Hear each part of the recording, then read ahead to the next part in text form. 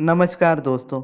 अगर आप law of attraction को फॉलो करते हो तो आपके माइंड में ये क्वेश्चन जरूर आया होगा कि क्या law of attraction without action के भी काम करता है। तो अगर आप पूरी दुनिया के हिसाब से देखोगे तो जितने भी लॉ ऑफ अट्रैक्शन के टीचर हैं वो आपको हमेशा यही सिखाएंगे कि law of attraction without action के कभी काम नहीं करता। लेकिन मैं आपको ये बोलूँगा कि लॉ ऑफ अट्रैक्शन में एक्शन की ज़रूरत ही नहीं होती। बस इसमें इस तरह की कन्फ्यूज़न है कि लोग इसे समझ नहीं पाते, पर है ये इतना ज़्यादा सिंपल कि एक बार आप इसे समझ जाओगे तो आप ये जानोगे कि एक्शन जो भी होते हैं वो नॉर्मली होते हैं हमारी लाइफ में, और हर एक पर्सन दुनिया का नेचुरली एक्शन लेता है। इसीलिए आपको अलग से कोई एक्शन लेने की ज़रूरत नहीं होती लॉ ऑफ अट्रैक्शन को फॉलो करने में। और ये क्यों है, कैसे है, ये मैं आपको एक्सप्लेन करता हूँ। जब तक मैंने अपनी लाइफ में अब्राहम हिक्स को नहीं पढ़ा था तब तक मैं भी यही सोचता था कि law of attraction without action के काम नहीं करता। और मैं हर एक चीज़ में एफर्ट लगाने की कोशिश करता था। 100 से ज़्यादा मैंने बुक्स पढ़ी, हजारों वीडियोस यूट्यूब पर देखी और एक्शंस ज़बरदस्ती लेने की भी कोशिश की, लेकिन कभी भी मैनिफेस्टेशन नहीं होती थी। लेकिन फिर जब अब्राहम मेरी लाइफ में आई और उनकी टीचिंग्स को मैं समझा, और जब मुझे अलाइनमेंट के बारे में पता चला और एक्शन के बारे में पता चला, तो ये काफ़ी ज़्यादा सिंपल तरीके से मुझे पता चला। जैसे एक्शन हम नॉर्मली हर कोई लेते हैं। अगर आप अलाइनमेंट में होते हो तो आपके एक्शन नेचुरली होते हैं और वो आपको मैनिफेस्टेशन देते हैं। लेकिन जब आप रेजिस्टेंस में होते हो, वाइब्रेशंस बहुत लो होती है आपकी, अपनी वाइब्रेशन पर आप काम नहीं करते हो और डायरेक्ट एक्शन लेने की कोशिश करते हो, तो आप हमेशा फेल होते हो। और उस एक्शन में कभी भी सक्सेस नहीं मिलती, हमेशा फेलियर ही मिलता है। और आपको सक्सेस तब तक नहीं मिलती जब तक आप वाइब्रेशनली अपने ऊपर वर्क ना करो। और अब्राहम हिक्स यही सिखाती है। अब्राहम ये नहीं कहती कि आप एक्शन लेना छोड़ दो। अब्राहम कहती है कि आप अपने आप को वाइब्रेशनली अलाइन करो, और इतना अलाइन करो कि एक्शन आपके लिए नेचुरल हो जाए। जैसे जब कोई इंसान रेजिस्टेंस में बहुत ज़्यादा होता है और रेजिस्टेंस की वजह से अपनी लाइफ में डिप्रेशन को क्रिएट करता है, तो डिप्रेशन उसे अपनी जान लेने का एक्शन लेने के लिए भी मजबूर कर देती है।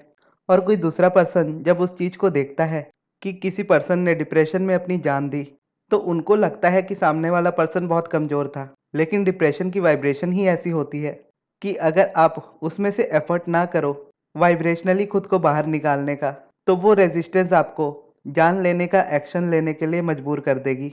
उसी तरह से अगर आप अपनी लाइफ में कोई प्रोसेसेस को फॉलो करते हो, जैसे ग्रैटिट्यूड है, पॉजिटिव एस्पेक्ट्स है, मेडिटेशन है, स्क्रिप्टिंग, होपोनोपोनो, जितनी भी तरह की टेक्निक्स हैं, अगर इनमें से कोई आप अपनी फेवरेट टेक्निक बनाकर उसको शुरू भी कर देते हो, तो आपको वो वाइब्रेशनली अलाइन करने लगती है।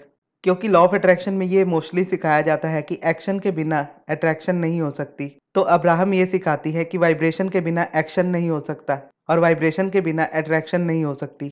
फिर जब अब्राहम को मैं पढ़ने लगा, तो उस वक्त तक मैं एक्शन पर्सन बिल्कुल भी नहीं था। मैं बुक्स तो पढ़ता था, लेकिन वाइब्रेशनली खुद पर प्रैक्टिस नहीं करता था, क्योंकि मुझे नहीं पता था कि मुझे किस तरह की बुक्स पढ़नी चाहिए। मैं सेल्फ हेल्प बुक पढ़ता था, स्पिरिचुअल बुक्स पढ़ता था, बायोग्राफीज पढ़ता था, और जितना मैं ज़्यादा पढ़ता था उतना ज़्यादा कंफ्यूज होता चला जाता था, और मैं सोचता था कि मैं इतना पढ़ने के बाद भी मेरी लाइफ में कुछ भी चेंजेस नहीं आ रहे। लेकिन फिर अब्राहम हिक्स के पर्सपेक्टिव से जब मैंने सीखा लॉ ऑफ अट्रैक्शन को, तो मुझे इतना पता चला कि ये जो करता है यूनिवर्स करता है, मुझे तो कुछ भी नहीं करना। मुझे तो बस मस्त रहना है, मुझे बस इंजॉय करना है। एक तरह से देखो तो ऐसा लग रहा था यूनिवर्स कह रहा हो कि तुमको जो चाहिए तुम्हारी लाइफ में मैं तुम्हें ला कर दूंगा, लेकिन बदले में मेरी इतनी शर्त है कि तुम अपनी लाइफ को एंजॉय करो और तुम हमेशा खुश रहो। अगर तुम बस ये करते हो तो तुम्हें तुम्हारी लाइफ में जो भी चाहिए वो तुम्हें कितना ही बड़ा क्यों ना लगता हो, मैं तुम्हें ला कर दूंगा। और जब मैं ये चीज़ को समझा, तो मैंने मोस्टली ज़्यादा बुक्स पढ़ना ही छोड़ दिया, नई बुक्स खरीदने ही बंद कर दी। क्योंकि 100 से ज़्यादा बुक्स पढ़ने के बाद अब्राहम की एक book ask and it is given में मुझे मेरी लाइफ के सारे ही आंसर मिल गए, और ये भी पता चल गया कि अगर मुझे नेक्स्ट कोई बुक पढ़नी होगी तो यूनिवर्स खुद मुझे गाइड करेगा कि मुझे कौन सी बुक पढ़नी है। मुझे ज़बरदस्ती ये सोचने की ज़रूरत नहीं है कि क्या मुझे ये बुक पढ़नी चाहिए या क्या ये चीज़ मेरी हेल्प करेगी। अब्राहम हमेशा कहती थी कि जो कुछ भी चाहिए अलाइनमेंट में आओ, रिलेशनशिप चाहिए मेडिटेशन करो, पैसे चाहिए मेडिटेशन करो, जॉब चाहिए मेडिटेशन करो, लाइफ में कुछ भी मैनिफेस्ट करना है मेडिटेशन करो, रिलेशनशिप हील करना है पॉजिटिव एस्पेक्ट लिखो, करंट रियलिटी को इग्नोर करो, करंट रियलिटी को देखो ही मत, और ऑब्जर्वेशन की जो आपने हैबिट बनाई हुई है उस हैबिट को छोड़ दो। यानी चीज़ें जैसी है उसको वैसे ना देख के उसको वैसे देखने की कोशिश करो जैसा आप देखना चाहते हो। जैसे अगर आप अपने लाइफ पार्टनर को मैनिफेस्ट कर रहे हो, अपने स्पेसिफिक पर्सन को मैनिफेस्ट कर रहे हो, और आपका रिलेशन पूरी तरह से उस पर्सन के साथ खराब है, तो आप उस रियलिटी को जितना देखोगे वो रियलिटी उतनी ज़्यादा रिपीट होगी। सबसे बेस्ट सॉल्यूशन है उस पर्सन से बात करना छोड़ दो और सिर्फ वाइब्रेशनली अपने आप को तैयार करो। अपनी आंखें बंद करो, विजुअलाइज करो और डे ड्रीमिंग करो। मेडिटेशन करके खुद को अलाइनमेंट में लेकर आओ, पॉजिटिव एस्पेक्ट लिखकर अपनी वाइब्रेशन को अच्छा करो, अपनी रेजिस्टेंस को रिलीज करो एक दूसरे के लिए जो आपने क्रिएट करके रखी है। बस इतना काम अगर आप कर लोगे तो बाकी काम यूनिवर्स आपके लिए कर देगा। लेकिन ऐसी सिचुएशन में मोस्टली लोग क्या करते हैं, जब स्पेसिफिक पर्सन को मैनिफेस्ट करना होता है या किसी भी चीज़ को मैनिफेस्ट करना होता है तो वो एक्शन लेने की कोशिश करते हैं, यानी चीज़ों को खुद से सुधारने की कोशिश करते हैं। वो कॉल करते हैं सामने से कि उस पर्सन से उनकी बात हो जाए तो बात सॉल्व हो जाएगी। जबकि आप जितना कॉन्टैक्ट करने की कोशिश करोगे उतनी ज़्यादा प्रॉब्लम को क्रिएट करोगे। आप जितना ज़्यादा मस्त रहोगे उतनी अलाइनमेंट में रहोगे। और यूनिवर्स आपसे थोड़ी आपकी कोई डिज़ायर को छीन रहा है। यूनिवर्स तो आपसे बस ये कह रहा है, जिस चीज़ के लिए आप सालों से परेशान हो रहे हो, 5-6 साल आपने निकाल दिए या 1-2 साल आपने निकाल दिए, उस चीज़ को हम आपको 1 दिन में दे सकते हैं। लेकिन उसके लिए बस अलाइनमेंट चाहिए। आपकी अगर अलाइनमेंट होगी उतनी, तो आप 1 दिन में क्या 1 घंटे के अंदर भी मैनिफेस्ट कर लोगे। चाहे आपने उस पर्सन से पिछले 10 सालों में भी बात ना की हो, फिर भी यूनिवर्स उस सिचुएशन को सुधार देगा। अगर आप अपना वर्क वाइब्रेशनली कर लेते हो तो। और अगर आपको मनी मैनिफेस्ट करना है, तो आप अपनी बॉडी से कम मेहनत करो। बस वाइब्रेशनली थोड़ा-सा एफर्ट दो। और एफर्ट भी अब्राहम ज़्यादा आपको देने को नहीं कहती। वो बस ये कहती हैं कि आप जब कोई चीज़ करो, तो आप उसको करते हुए अच्छा फ़ील करने चाहिए। अच्छा फ़ील करना ही अलाइनमेंट होता है। और अपने लिए अपनी बेटर टेक्निक को यूज़ करो। अपने लिए अपनी बेटर टेक्निक चूज़ करो। अगर मेडिटेशन करने में आपको रेजिस्टेंस आता है, तो आप मेडिटेशन मत करो। या पॉजिटिव एस्पेक्ट लिखने में रेजिस्टेंस आता है, तो पॉजिटिव एस्पेक्ट मत लिखो। आप इस वक़्त जिस जगह पर हो, वहाँ से देखो कि आपके लिए क्या सबसे ज़्यादा ईज़ी है। अगर मैं मेरी लाइफ़ में से बताऊँ, तो जब मैं डिप्रेशन में था, तो मेरे लिए सबसे ज़्यादा ईज़ी था कि मैं मेडिटेशन करूँ, क्योंकि मैं अपने थॉट्स को कंट्रोल नहीं कर सकता था। क्योंकि डिप्रेशन में फ्रीक्वेंसी आपकी टोटली लो होती है और वहाँ आप अपने थॉट्स को ठीक करने जाओ कि मेरी लाइफ़ में सब कुछ अच्छा हो रहा है, मेरी लाइफ़ में सब कुछ ठीक है, मैं बहुत खुश हूँ। तुरंत आपकी करंट रियलिटी आपको बताती है कि आप कितने ज़्यादा खुश हो। और जितनी ज़्यादा आप खुश होने की कोशिश करते हो, उतनी ज़्यादा दुःख होकर आते हो। यानी जितना मैनिफेस्ट करने की कोशिश करते हो, अपनी मैनिफेस्टेशन से उतनी ज़्यादा दूर चले जाते हो। तो अब आपका ये क्वेश्चन हो सकता है कि क्या करें फिर, मैनिफेस्टेशन करना छोड़ दें? तो इसका आंसर अगर आप अब्राहम के ही वर्ड में सुन लो, तो वो आपको ये भी कह देंगे कि हाँ, मैनिफेस्टेशन ही करना छोड़ दो। इसलिए नहीं कि आपको वो मैनिफेस्टेशन नहीं मिलेगी, बल्कि इसलिए कि जब आप उस चीज़ को छोड़ ही दोगे, तो रेज़िस्टेंस को आप टोटली ख़त्म कर दोगे। जैसा आप सभी को पता होगा, अब्राहम 2 टेक्निक सिखाती हैं मैनिफेस्टेशन की। एक में आप कॉन्शियसली अपने थॉट्स को क्रिएट करते हो अलाइनमेंट में आने के लिए, और दूसरे में आप उस टॉपिक को ही छोड़ देते हो जो आपको रेज़िस्टेंस देता है। अगर आपको आपके स्पेसिफिक पर्सन के बारे में सोचकर ही बुरा फ़ील होने लगता है और आपको लगता है कि वो पर्सन आपको किसी भी हालत में नहीं मिलने वाला, तो आप जितना इस चीज़ को सोचोगे, उतना ही इस लूप को रिपीट करते रहोगे। और जितना इसको रिपीट करते रहोगे, यही आपकी करंट रियलिटी हमेशा होती रहेगी। तो इससे बेहतर है कि आप उस चीज़ को छोड़ ही दो। उस चीज़ को छोड़ दोगे, तो आपकी वाइब्रेशन वहीं पर ख़त्म हो जाएगी। और जैसा अब्राहम कहती हैं कि रेज़िस्टेंस हम क्रिएट करते हैं, अलाइनमेंट नेचुरल है। जब रेज़िस्टेंस हट जाएगी आपकी लाइफ़ में से, तो आप नेचुरली अलाइनमेंट में होंगे। और इसमें मेडिटेशन आपकी हमेशा हेल्प करेगा, क्योंकि नॉर्मली दूसरे जितनी भी टेक्निक्स है, उसमें आपको लिखना पड़ता है या कुछ बातें बोलनी पड़ती है, जिससे आप अपने थॉट्स का, अपने वर्ड्स का इस्तेमाल करते हो उस चीज़ में से रेजिस्टेंस को निकालने के लिए। लेकिन मेडिटेशन टोटली अपोज़िट है। मेडिटेशन में आप बस अपनी आँखें बंद करके 15 मिनट के लिए बैठते हो और अपना ध्यान बस अपनी ब्रीदिंग पर रखते हो, यानी अपनी साँसों पर रखते हो। और ऐसा बिल्कुल भी नहीं है कि जब आप अपनी साँसों पर ध्यान लगाओगे, तो आपका ध्यान आपके नेगेटिव थॉट्स पर नहीं जाएगा, वो बिल्कुल जाएगा। लेकिन जब भी आपका ध्यान आपके नेगेटिव थॉट्स पर जाएगा, आपको वापस उठाकर उसे ब्रीदिंग पर लेकर आना है। अगर आप 15 मिनट भी मेडिटेशन के लिए बैठते हो, तो कुछ वक़्त तक आप 15 मिनट के मेडिटेशन में कभी 10 सेकंड, कभी 15 सेकंड, कभी 20 सेकंड इस तरह से फ़ोकस कर पाओगे।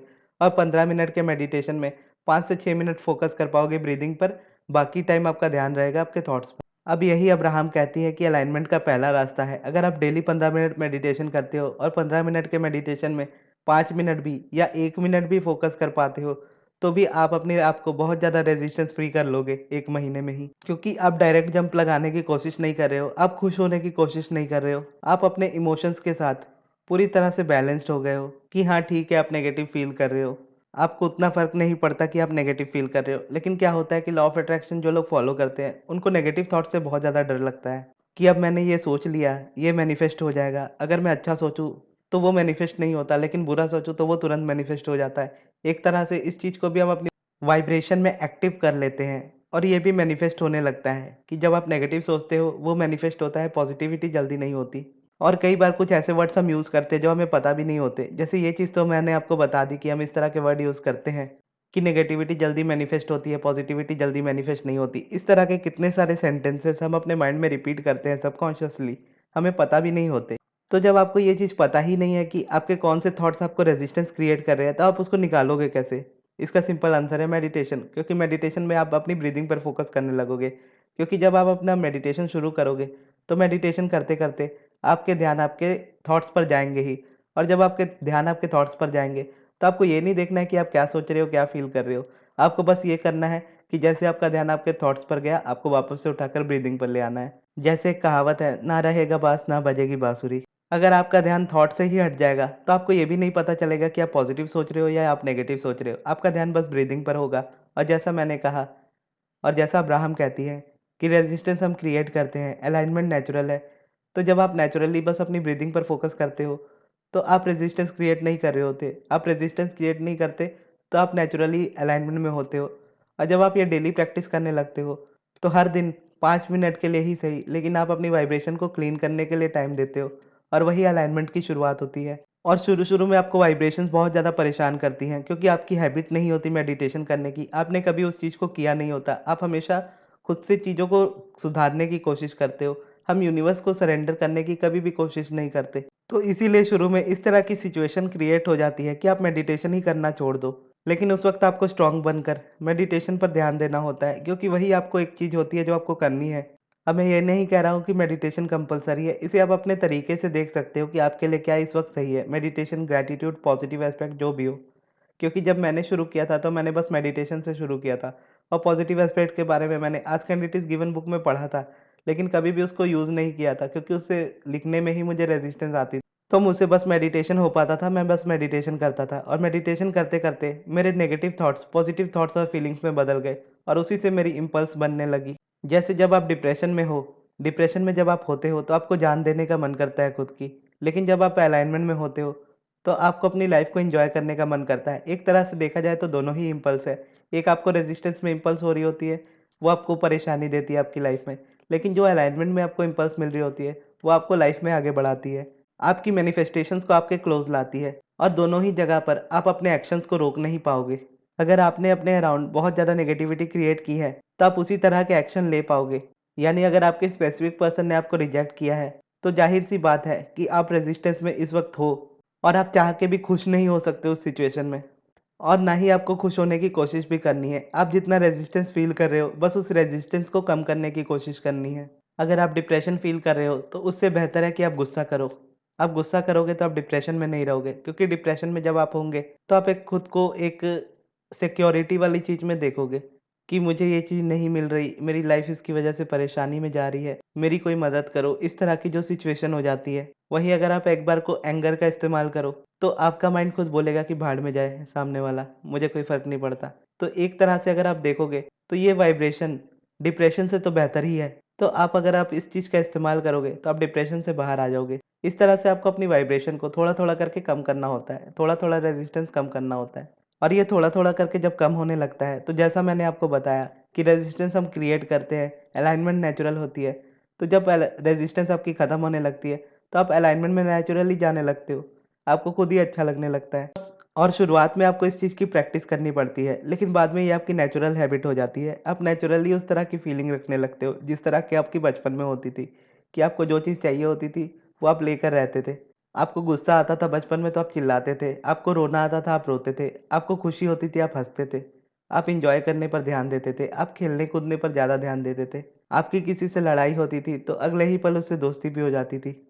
इतने ग्रजेस कोई बच्चा होल्ड ही नहीं कर सकता अपने अंदर, क्योंकि वो सोर्स के सबसे ज़्यादा नज़दीक होता है। वो दुनिया को सोर्स की नज़र से ही देखता है, और इसीलिए बच्चे ही आपको सबसे ज़्यादा अलाइनमेंट में मिलेंगे। बच्चे ही आपको सबसे ज़्यादा खुश मिलेंगे, और उन्हीं को देखकर बड़े लोग कहते हैं कि तुम्हारी लाइफ़ बहुत अच्छी है, तुम बच्चे हो। लेकिन तुम जब बड़े हो जाओगे, तो तुम्हें पता चलेगा कि लाइफ़ इतनी अच्छी नहीं है, जबकि ये बहुत बड़ा झूठ है। बच्चे दुनिया को उस नज़र से देखते हैं जैसी दुनिया है, एन्जॉय करने वाली। और बड़े लोग रेज़िस्टेंस से अपनी दुनिया को देखते हैं कि हमें हर चीज़ों के लिए मेहनत करनी पड़ती है, हमारी किस्मत ख़राब है। बच्चों में ये चीज़ें होती ही नहीं है। एग्ज़ाम से भी फेल होने का डर बड़े लोगों को लगता है, बच्चों को बस ये डर लगता है कि अपने टीचर से मार खाने से कैसे बचें।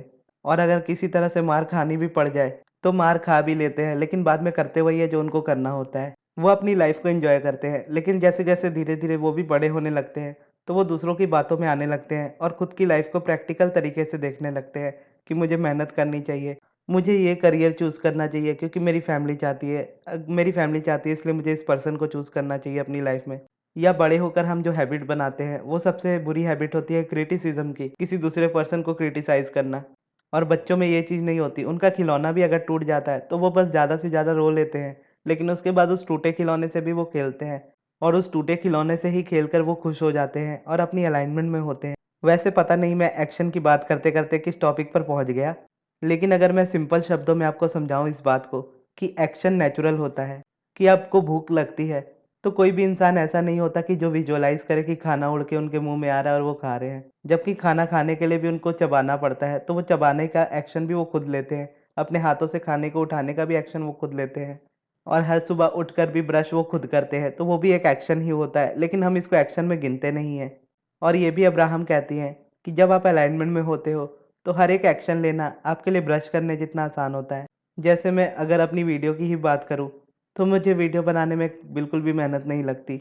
मैं बस माइक ओपन करता हूँ और बोलता हूँ, क्योंकि मैं जो बोलता हूँ वो मेरी लाइफ़ की टीचिंग्स है, उनको मैं फ़ॉलो करता हूँ और इतना ज़्यादा स्ट्रॉन्ग बिलीफ़ है मेरा अब्राहम पर और उनकी टीचिंग्स पर कि दुनिया की कोई भी ताकत उस चीज़ को हिला नहीं सकती, उस चीज़ को क्वेश्चन नहीं कर सकती, मेरे माइंड को चेंज नहीं कर सकती उस चीज़ को लेके, क्योंकि मैंने मेरी लाइफ़ में चेंजेस देखे हैं और बहुत तेज़ी से देखे हैं। और अगर मैंने मेरी लाइफ़ में किसी चीज़ में मेहनत की है, रिसेंटली अगर मैं बोलूँ, लॉ ऑफ अट्रैक्शन को फॉलो करने के बाद जब मैंने अब्राहम को सीखना शुरू किया उसके बाद, तो अगर कोई चीज़ की है तो सबसे ज़्यादा मेडिटेशन पर ध्यान दिया है और पॉजिटिव एस्पेक्ट्स लिखने पर ध्यान दिया है, ग्रैटिट्यूड पर ध्यान दिया है और उसके बदले में मुझे जो भी मिला है वो सारा कुछ यूनिवर्स ने ही मुझे दिया है और पूरी लाइफ टाइम मुझे वही देगा। तो मुझे इसके लिए कुछ नहीं करना है, मुझे बस मेडिटेशन करना है, पॉजिटिव एस्पेक्ट लिखने हैं, ग्रैटिट्यूड करना है या जो चीज़ मुझे अच्छा महसूस करा रही हो उस चीज़ को करना है। क्योंकि जैसा मैंने शुरू में कहा कि यूनिवर्स इस तरह से आपसे कहता है कि आपको जो आपकी लाइफ में जो भी चाहिए मैं आपको ला के देने के लिए तैयार हूँ और जो चाहते हो मैं आपको वही दूंगा। बदले में आपको बस खुश रहना है, आपको बस अपनी लाइफ को एंजॉय करना है। तो एक्शंस उसके बाद ऑटोमेटिकली हो जाते हैं, क्योंकि अगर आप मैं मेरी लाइफ में आपको बताऊँ तो मैं इतना ज़्यादा शाय था कि मैं किसी से बात भी नहीं करता था। इंस्टाग्राम तक मैंने अपना नहीं बनाया था अपने चैनल को बनाने के बाद भी। मेरे चैनल को बनाने के काफ़ी टाइम बाद मैंने अपना इंस्टाग्राम बनाया और किसी न्यू पर्सन से बात करने में इतना ज़्यादा घबराता था, लेकिन आज मैं पर्सनल सेशंस लेता हूँ। लेकिन कभी भी मैंने यूनिवर्स से ये नहीं कहा था कि मुझे पर्सनल सेशन लेने हैं या मुझे सब्लिमिनल बनाने हैं। अगर सच्ची-सच्ची मैं आपको बताऊँ, तो जब मुझे मेरी लाइफ में पैसे कमाना शुरू करना था, तब मैं सोचता था कि मैं कैसे पैसे कमाऊँ? क्योंकि मैं इतना ज़्यादा शाय हूँ कि मैं वेबिनार तो लेने वाला नहीं हूँ, क्योंकि उसमें मुझे कैमरे के सामने आना पड़ेगा। तो मुझे मेरी लाइफ में कुछ ऐसा चाहिए जो मैं अपने तरीके से कर सकूँ। तो एक तरह से देखो तो यूनिवर्स ने कहा कि ये भी हो जाएगा, तुम बस अलाइनमेंट में आ जाओ। और अलाइनमेंट में आने के लिए मुझे क्या करना है, उसके लिए मुझे पॉजिटिव एस्पेक्ट यूनिवर्स ने सिखा दिए, money and the law of attraction book से, जो मैंने पढ़ी थी अब्राहम की। और उस बुक को पढ़ने के बाद मैं मनी पर डेली पॉजिटिव एस्पेक्ट लिखता गया और जैसे-जैसे लिखता गया, सब्लिमिनल की अनफोल्डिंग मेरी लाइफ में हुई और सब्लिमिनल फिर मैं बनाने लगा। फिर उसके बाद ही रेगुलरली पॉजिटिव एस्पेक्ट लिखते-लिखते ही मेरी रेजिस्टेंस खत्म हो गई बात करने वाली, तो मैं फ़ोन पर भी बात करने लगा। अपनी फ़ोटोज़ कभी नहीं दिखाता था, लेकिन बाद में वो भी दिखाने लगा और ऐसे ही धीरे-धीरे करके वीडियोज़ में भी आ जाऊँगा। पर वीडियोज़ में इसलिए नहीं आता कि इतनी मेहनत कौन करे।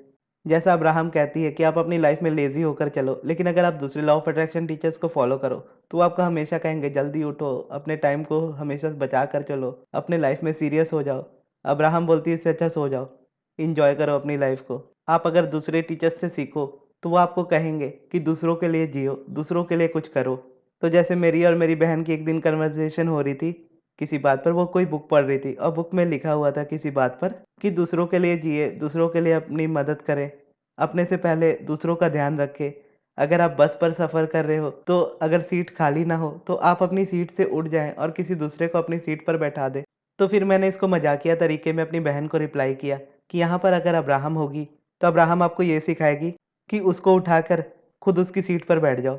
ये मैंने मज़ाक से कहा था जस्ट। अब्राहम आपको कभी भी ये नहीं कहेंगे कि आप किसी दूसरे की सीट से उसको उठाकर खुद बैठ जाओ। लेकिन अब्राहम आपको ये भी कभी नहीं कहेंगी कि खुद को तकलीफ़ देकर किसी दूसरे पर्सन को सीट दे दो। अब्राहम हमेशा यही आपसे कहेंगी कि सबसे पहले अपने आप को अपनी प्रायोरिटी पर रखो। दूसरों की मत सोचो, अपनी सोचो, क्योंकि दुनिया का हर एक इंसान अकेला अपनी बॉडी में आया है और वो अपनी ज़िंदगी जीने के लिए आया है, किसी दूसरे की ज़िंदगी जीने के लिए नहीं आया है।